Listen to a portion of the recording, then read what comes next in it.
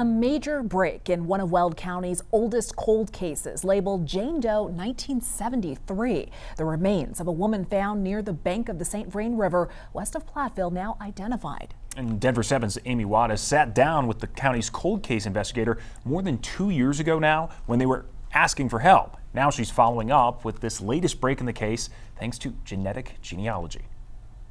While Pam Simic, who lives in Vermont, never met her first cousin, Roxanne Ledbetter, she always wanted to know more about her. When we found out that she had gone missing, the stories that came around the family was one of sadness for Uncle John and Aunt Joan, but we just never knew what happened to her. Pam finally got a piece of closure when Weld County Sheriff's Office Detective Byron Castellan gave her a call late last year, sharing a break in what was called the Jane Doe 1973 case.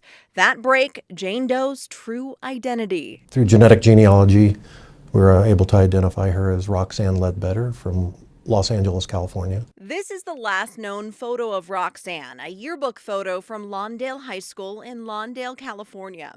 Castellan says he's unable to find a record of a missing persons report and is unclear why this California girl, who was 15 at the time, came to Colorado. This was a facial reconstruction photo of Roxanne that Detective Castellan shared with Denver 7 in 2022 when investigators were still trying to figure out who the mystery girl was.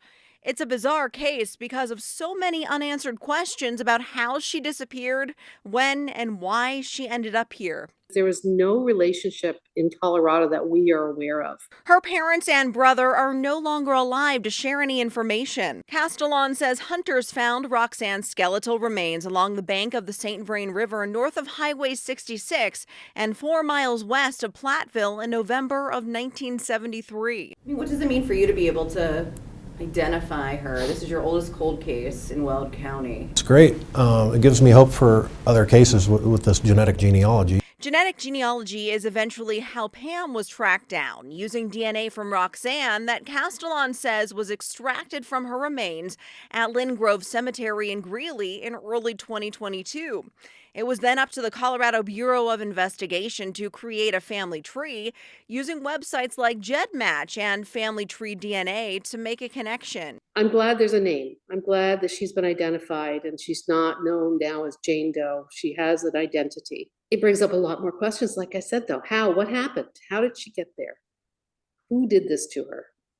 Or was it natural causes? All questions Detective Castellan says he's trying to answer so he can eventually close his oldest cold case. Without the new technology, she probably would never have been identified. She would have just been a body in a grave someplace as a Jane Doe. If there's anybody out there that knows anything, has ever seen her or met her or knows anything about her, I hope they come forward. In Weld County, Amy Wattis, Denver 7. It's incredible. People are still fighting for her.